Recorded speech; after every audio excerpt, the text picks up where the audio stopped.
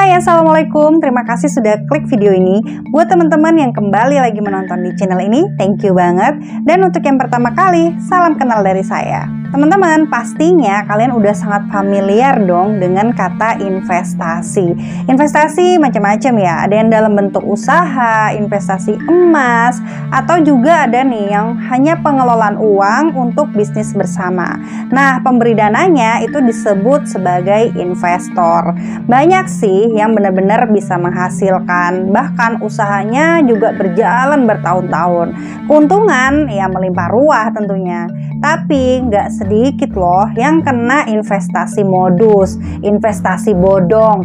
Ya jadinya kena zonk gitu loh. Bukannya keuntungan yang didapat, malah semuanya hilang lenyap. Dan bahkan nilai kerugiannya itu bisa mencapai miliaran rupiah. Nah, menurut saya kasus ini sangat menarik ya teman-teman untuk kita bahas bersama agar kita bisa paham nih dan gak bisa ditipu oleh kawan-kawan atau mungkin oknum-oknum yang mencoba untuk modus dengan kita. Dan inilah kasus investasi bodong usaha kuliner dengan kerugian 15 miliar.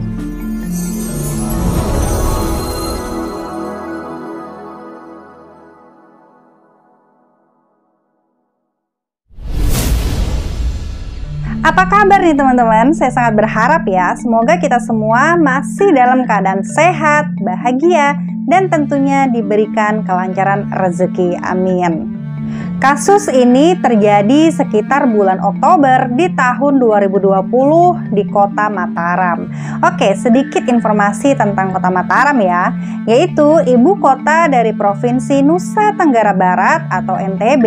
Menurut beberapa sumber yang tertulis, nama kota Mataram berasal nih dari bahasa Sanskerta, yakni kata mata yang berarti ibu dan kata Aram yang berarti hiburan. Jadi secara harfiah, Mataram berarti persembahan hiburan bagi Ibu Pertiwi atau sebagai simbol kebahagiaan bagi penduduknya. Oke, kita lanjut yuk ke kisahnya. Laras Cynthia usia 28 tahun atau yang akrab disapa dengan Emak Caca. Dia mempunyai usaha tepatnya di bidang kuliner yang bonafit nih sekelas restoran dan sudah berjalan selama 5 tahunan.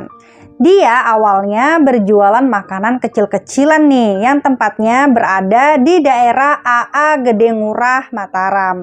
Waktu itu dia membuat semuanya sendiri, bumbu dasar dan juga berbagai racikan untuk menu masakannya.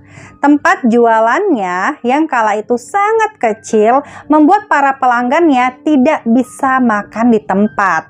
Jadi mereka hanya bisa bungkus atau bahkan juga memesan melalui online. Nah, karena sistem ojek online saat itu belum terlalu banyak ya di daerahnya tinggal, Emak Caca akhirnya mengantar sendiri nih semua pesanan pelanggannya ke rumah-rumah. Ruko yang ditempatinya saat itu tidak hanya digunakan untuk lahan bisnis, tapi juga sebagai tempat tinggal keluarga kecilnya. Menurut seorang kenalan Mak Caca ya, rukonya itu sangat sederhana, tapi memiliki pelanggan yang luar biasa banyak. Dia biasanya melayani pelanggan yang datang ke ruko sambil memeriksa pesanan lain yang datang dari HP-nya. Jadi ya jualannya tuh laris banget gitu teman-teman. Dan bahkan sering loh sudah habis sebelum malam tiba. Nah, makin kesini makin berkembang dong usaha kulinernya Mak Caca. Sehingga dia kemudian mulai berani nih untuk melebarkan sayapnya ke bidang usaha-usaha lain. Mak Caca diketahui memiliki beberapa cabang usaha rumah makan ya.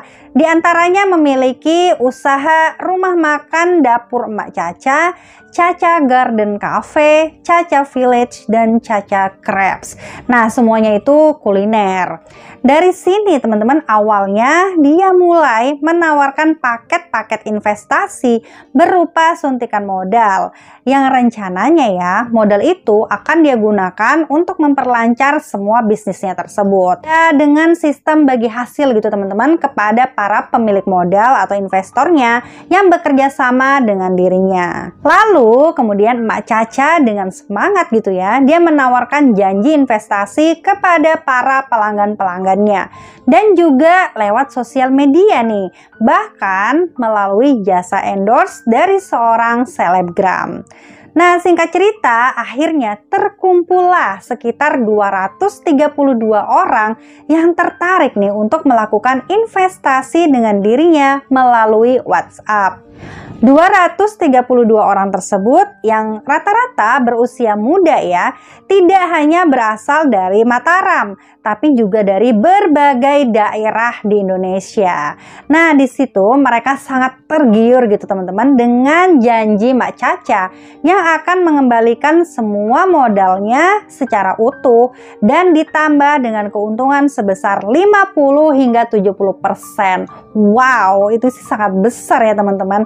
Tapi ingat, kata pepatah orang bule, too good to be true. Jadi kalau misalnya ada yang menjanjikan terlalu manis, kita harus kudu waspada. Nah, awalnya teman-teman bisnisnya ini berjalan baik, lancar, semuanya lancar-lancar aja gitu.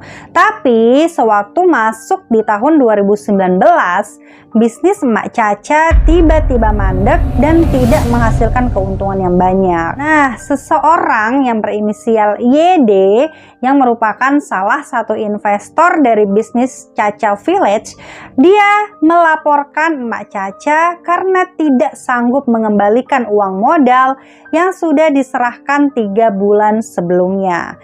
Ya, intinya udah lewat dari perjanjian antar mereka gitu ya. Saat itu Emak Caca mendapat sekitar 25 juta rupiah dan dijanjikan untuk mengembalikan selama 3 bulan. Dia menjanjikan pencairan dana itu lewat komisi harian senilai 400.000 hingga 90 hari. Sampai totalnya itu berarti mencapai 36 juta ya. Jadi kisaran keuntungannya itu kira-kira adalah 11 juta rupiah. Nah, tidak hanya itu saja teman-teman. Ternyata ratusan orang lain yang ikut menanamkan modalnya ke bisnis Mak Caca juga mengalami hal yang serupa loh. Mereka tidak mendapatkan keuntungan sama sekali. Justru ya sangat dirugikan gitu dengan adanya janji-janji bisnis itu.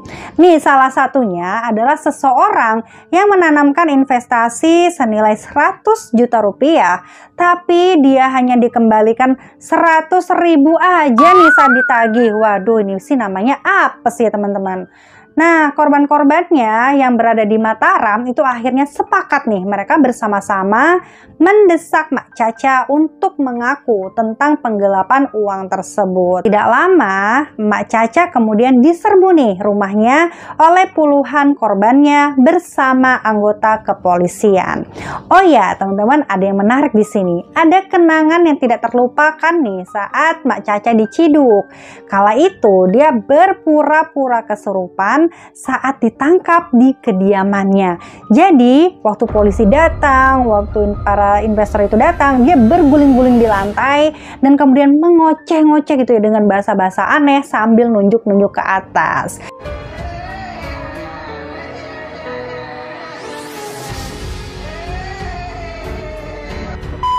Tapi ya yang namanya kesurupan kan nggak bisa lama-lama dong. Ya banter-banter 2-3 jaman udah capek gitu loh. Nah, setelah tenang, lalu dibawalah Mak Caca ini ke kantor polisi dan diperiksa oleh tim penyidik. Mak Caca beralasan nih bahwa bisnisnya mendadak macet sejak pandemi di tahun 2019. Sehingga dia udah sangat lama merugi dan gak bisa tuh mengembalikan semua modal pinjamannya. Tapi mengejutkannya teman-teman, Satreskrim Polresta Mataram membantah pembelaan dari Mak Caca tersebut dengan berkata bahwa pandemi itu munculnya di bulan Maret 2020 lalu atau beberapa bulan sesudahnya gitu ya. Sedangkan investasi-investasi yang ditawarkan oleh Mak Caca itu sudah jauh, yaitu dari awal Januari 2019 lalu. Namun sampai akhir tahun modal para korban gak juga dikembalikan sampai akhirnya tahun berganti di 2020. Nah, sebenarnya sih yang bikin para investor sangat nyesek banget teman-teman. Ternyata di masa pandemi itu Mak Caca ini malah membeli tanah di wilayah Kute Mandalika, Lombok Tengah, tepatnya pada tanggal 7 April 2020 beserta pembelian sebuah mobil Honda Civic yang dibelinya di tahun 2019, juga 4 unit ruko dan aset-aset mahal lainnya yang totalnya itu mencapai puluhan miliar. Nah loh, dan aset-aset tersebut teman-teman telah dipecah di atas namakan orang-orang terdekatnya gitu ya, seperti suaminya dan juga orang tuanya Mak Caca. Tapi teman-teman ya, yang namanya tipu menipu gitu kan, kemewahan duniawinya itu berhenti seketika. Mak Caca akhirnya dijerat dengan pasal 378 atau pasal 372 KUHP tentang penipuan dan penggelapan yang mengakibatkan Mak Caca harus menghabiskan waktunya di penjara selama 4 tahun. Waduh, sangat mengerikan ya teman-teman.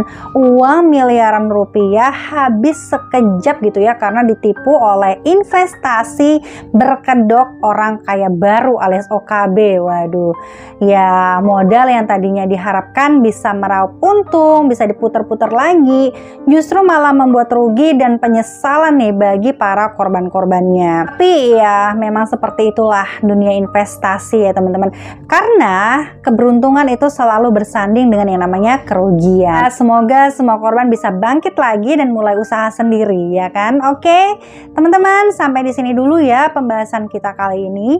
Bagaimana menurut kalian dengan kasus ini? Apakah ada nih di antara teman-teman di sini yang pernah menjadi korban investasi? Yuk kita sharing di kolom komentar ya. Terima kasih untuk yang sudah menyimak video ini. Semoga kita semua selalu dilindungi agar terhindar dari segala macam motif penipuan. Ingat, selalu hati-hati dan waspada. See you next video. Bye.